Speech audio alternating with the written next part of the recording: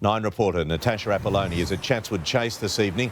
Natassia, what led up to this? Pete, detectives have spent the afternoon here at Chatswood Chase after a 52-year-old man allegedly fell from the top level of the busy shopping centre.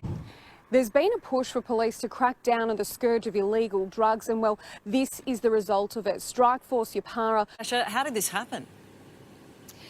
Deb, a tragic end to a day out here at Cape Solander. Police pulled out the body of a man from the water late this afternoon. I've been told he's aged in his 30s and of Caucasian appearance. Wearing hoodies and armed with weapons, a group captured in Bellambi on a rampage. Police are now on the hunt for those responsible for this senseless attack, spending the day canvassing the area. One thing's for sure, though, they've left behind a clear calling card. Man was travelling south along the Northern Road here at Orchard Hills at around 7:45 when it's believed he crossed the median strip onto the wrong side of the road, tearing down a busy Princess Highway into heavy traffic. He's lost a tyre? Yep. The result was inevitable.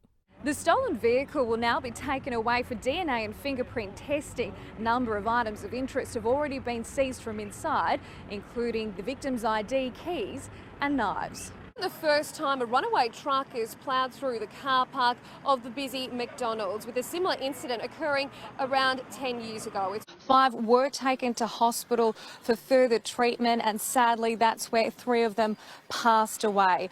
It's not just the residents that have been hit. A number of staff have also been struck down with flu-like symptoms. It's believed the driver was negotiating this bend when he suddenly lost control, ploughing through the guardrail at such force that he flipped several times, passing that deep ditch before miraculously landing upright in nearby bushland. Min Tien Ho told the court this afternoon that he takes a full responsibility for losing control of his rig.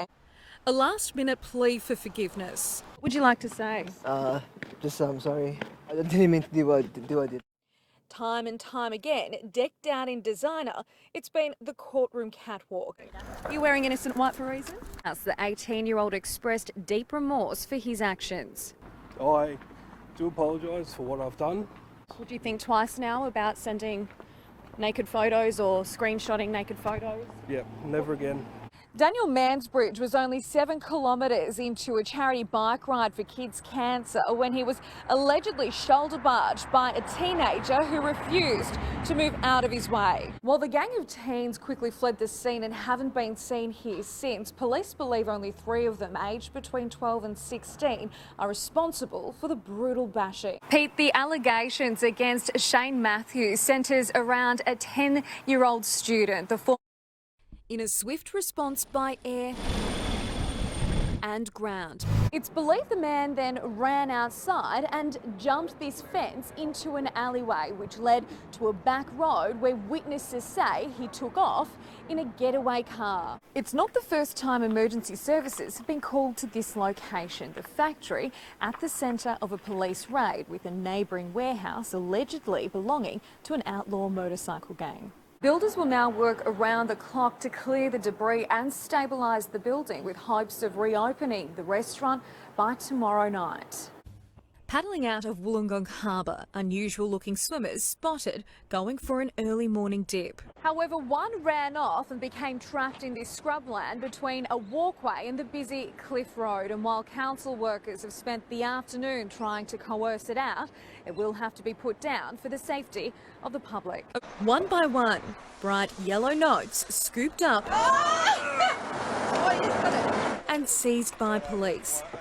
The SES has this afternoon been called in. Their inflatable boat will allow emergency services to scour the entire creek bed, looking for any clues as to how this sum of cash got here and just who it might belong to.